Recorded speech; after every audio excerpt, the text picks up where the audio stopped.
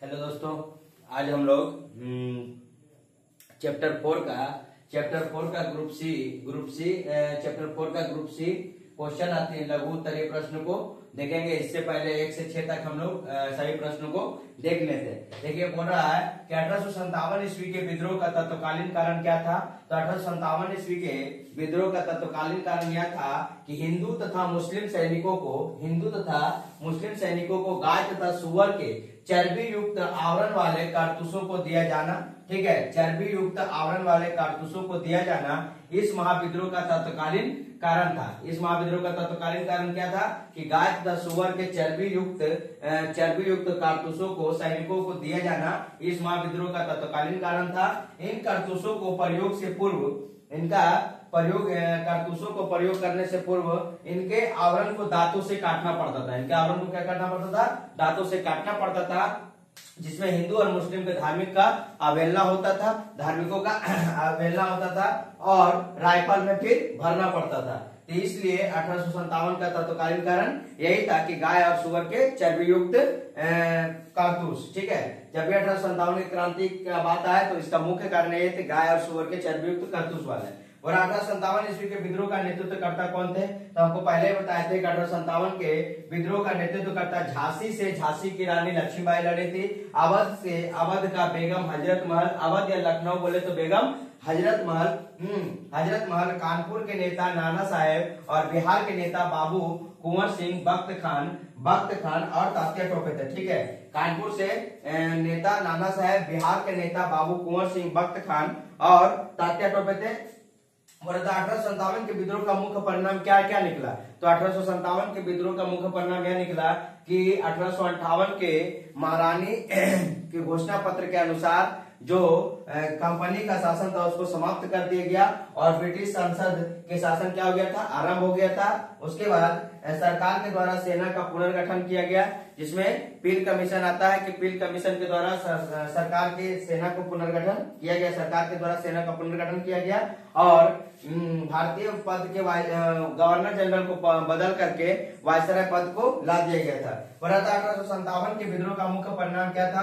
तो Bharat east India company के व्यापारिक का शासन समाप्त हो गया। ठीक है, भारत में ईस्ट इंडिया कंपनी के व्यापारिक का शासन समाप्त हो गया और ब्रिटिश संसद का शासन क्या हो गया? आरंभ हो गया। ब्रिटिश संसद का शासन क्या हुआ था? आरंभ हो गया था। उसके बाद बढ़ता है कि सरकार के द्वारा सेना का पुनर्गठन किया गया। किस कमीशन के तहत? तो पील कमीशन के तहत किया गया था और गवर्नर जनरल का पद को हटा करके वायसराय में बदल दिया गया था। ठीक है, गवर्नर जनरल के पद को हटा करके किसमें बदल दिया गया था? वायसराय के पद में बदल दिया गया था। आप इसका स्क्रीनशॉट ले सकते हैं या तो फिर आप अपना कॉपी में नोट करते जाइए।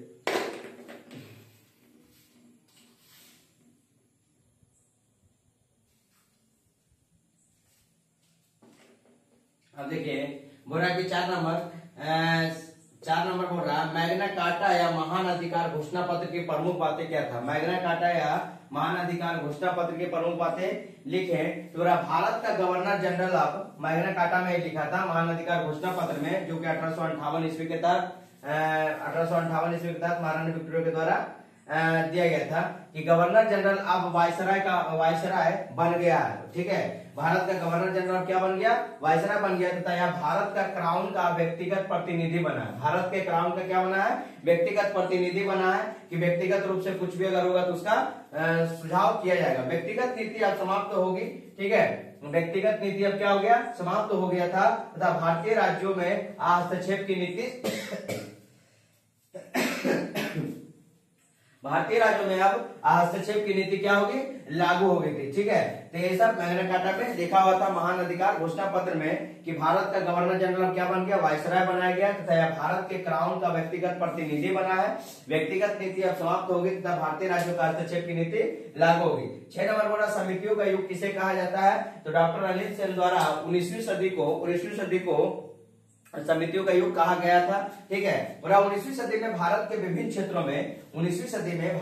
क्षेत्रों में राजनीतिक समितियों का गठन शुरू हो गया था। ठीक है, भारत के विभिन्न क्षेत्रों में राजनीतिक समितियों का गठन शुरू हो गया था। मध्यम वर्ग के भारतीयों ने यह स्वीकार किया कि बिना राजनीतिक संगठन और आंदोलन के द्वारा जनमत तैयार नहीं किया जा सकता। ठीक है, मध्यम वर्ग के भारतीयों ने स्वीकार किया कि बिना राजनीतिक संगठन और आंदोलन के द्वारा जनमत तैयार नहीं किया जा सकता है। इसलिए सभी ने मिलकर के क्या स्वीकार किया था कि देश में राजनीतिक संगठन का होना बहुत जरूरी है। इसलिए 19वीं सदी को डॉक्टर अनिल सेन ने 19वीं सदी को डॉक्टर अनिल सेन ने समितियों का युग नाम दिया था। ठीक है, समितियों का युग नाम किसने दिया था? डॉक्टर अनिल सेन ने दिया था। ओह 6 नंबर सॉरी 7 नंबर क्वेश्चन लिख दिए 6 नंबर क्वेश्चन इसका आगे करा देंगे। बंगाल का जमींदार सभा की स्थापना कब और कहाँ हुआ था?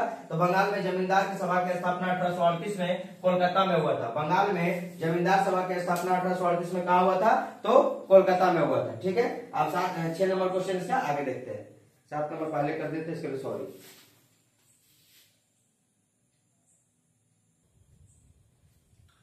अब देखिए 6 नंबर बोल रहा है कि इससे पहले हम 7 नंबर करा दिए थे, सॉरी इसके लिए मिस्टेक हो गया था। और 6 नंबर क्वेश्चन बोल रहा है कि बंग भाषा प्रकाशिका सभा की स्थापना किस उद्देश्य से हुआ था? ठीक है, बंग भाषा प्रकाशक सभा की स्थापना किस उद्देश्य से हुआ था?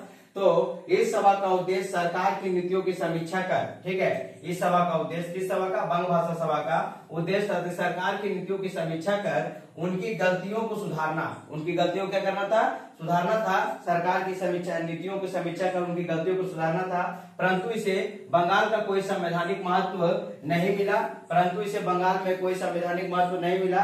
यह सभा सरकार की नीतियों से संबंधित मामलों की समीक्षा करती थी और उनके सुधार के लिए सरकार को पत्र भेजती थी। ठीक है, बंग भाषा जो था, प्रकाशक सभा जो था, इस सभा का काम था कि सरकार के द्वारा जो समीक्षा थी, गलतियां थी, उनकी गलतियों की समीक्षा करना था और सरकार की नीतियों से संबंधित मामलों का समीक्षा करते थे और उनको बार बार क्या करते थे? सरकार को पत्र भेजते थे। आप देखिए 7 नंबर क्वेश्चन तो करा दिए थे, अब 8 नंबर क्वेश्चन देखते हैं। और अब भारतीय सभा का मुख्य कार्य क्या था? भारतीय सभा का मुख्य कार्य क्या था? तो इस संगठन ने सिविल सेवा, भारतीय सभा का मुख्य कार्य था कि इस संगठन ने, भारतीय सभा संगठन ने सिविल सेवा आंदोलन चलाया। कौन आंदोलन चलाया था? सिविल सेवा आंदोलन चलाया, जिसे भारतीय जनपद सेवा भी कहा जाता है। जिसे भारतीय जनपद सेवा भी कहा जाता है। वरना कि संगठन ने वर्नाकुलर प्रेस एक्ट अधिनियम के विपक्ष में, संगठन ने वर्नाकुलर प्रेस अधिनियम के विपक्ष में तथा इल्बर्ट बिल के पक्ष में आंदोलन चलाया था। ठीक है, इस संगठन ने वर्नाकुलर प्रेस अधिनियम के विपक्ष में तथा इल्बर्ट बिल के पक्ष में आंदोलन चलाया ताकि भारतीय न्यायाधीशों को क्या मिल सके? अधिकार मिल सके। ताकि भारतीय न्यायाधीशों को क्या मिल सके? अधिकार मिल सके। किस संगठन के द्वारा? तो भारतीय सभा संगठन के द्वारा। ठीक है, वरना कि राष्ट्रीय चेतना को जागृत करने में भारतीय साहित्य तथा प्रेस की क्या भूमिका रही थी? तो राष्ट्रीय चेतना को जागृत करने में भारतीय साहित्य और प्रेस की भूमिका बहुत महत्वपूर्ण रहा था। इसका मुख्य कार्य क्या था कि जितने भी राष्ट्रीय राजनीतिक संगठन है उनका उत्थान करना, मतलब उसको ऊपर उठाने का काम करता था। वरना राष्ट्रीय चेतना को जागृत करने में भारतीय साहित्य के साथ साथ प्रेस ने भी प्रेरक कार्य किया था। राष्ट्रीय चेतना को जागृत करने में भारतीय साहित्य के साथ साथ प्रेस ने भी प्रेरक कार्य किया था। जैसे प्रेस में या तो पत्रिका या तो मान लीजिए समाचार पत्र देखते हैं तो Indian mirror, Hindu patriot, Bombay समाचार पत्र, केसरी, अमृत बाजार पत्रिका ने राजनीतिक जागृति को क्या किया था? उत्पन्न किया था। राजनीतिक जागृति को क्या किया था? उत्पन्न किया था। तो अभी हम देख रहे हैं कि राष्ट्रीय चेतना को जागृत करने में भारतीय साहित्य के साथ साथ प्रेस की क्या भूमिका थी। तो जितने भी राष्ट्रीय संगठन है, जैसे कि मान लीजिए राष्ट्रीय राजनीतिक संगठन को क्या करता था? उत्पन्न करता था। जैसे मान लीजिए इंडियन मिरर था, अमृत बाजार पत्रिका था, हिंदू पेट्रियाट था। हिंदू पेट्रियाट जो क्या था? जो नील के किसानों को जो अत्याचार होता था अंग्रेजों के द्वारा, उनमें नीलहे साहब को, हिंदू पेट्रियाट जो था नील के किसानों को बहुत ज्यादा सपोर्ट किया था। हिंदू पेट्रियाट, बम्बई समाचार पत्र, केसरी और अमृत बाजार पत्रिका राजनीतिक जागृति क्या करता था? उत्पन्न करता था। अब इसका आगे हम लोग 10 नंबर क्वेश्चन देखते हैं।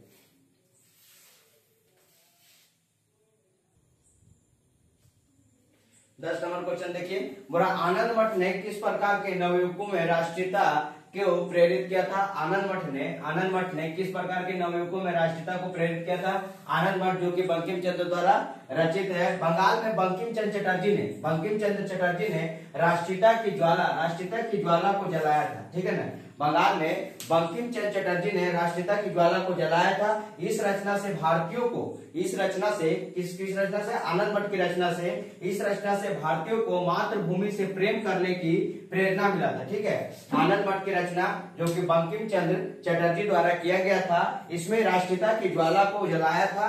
इस रचना से भारतीयों को मातृभूमि से प्रेम करने की क्या मिला था, तो प्रेरणा मिला था।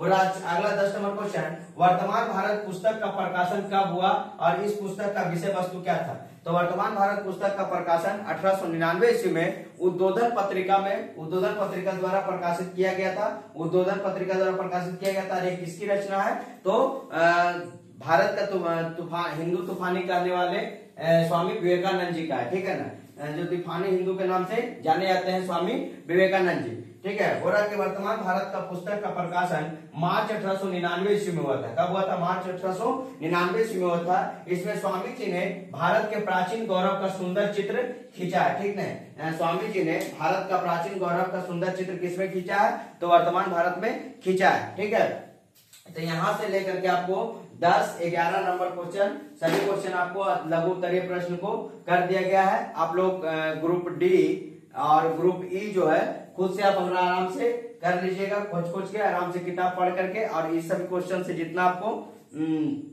सुविधा हो सके उतना हम कर दिए हैं। और अगर आपको कुछ किसी प्रकार का त्रुटि अगर लगे तो आप जरूर कमेंट करके बोलिएगा, हम उसको पूरा करने की कोशिश करेंगे। इसका लिए धन्यवाद, और आप लोग से बार बार अनुरोध है कि आप लोग अच्छे से पढ़ाई करिए, पढ़ते जाइए और आगे बढ़ते जाइए। ठीक है, इसके लिए धन्यवाद।